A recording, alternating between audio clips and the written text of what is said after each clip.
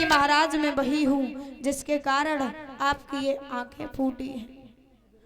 महाराज चमन ऋषि समझा करके कहने लगे, ये बताओ हमने तुम्हारा क्या बिगाड़ा था जो तुमने हमसे हमारे आंखों की रोशनी छीन ली।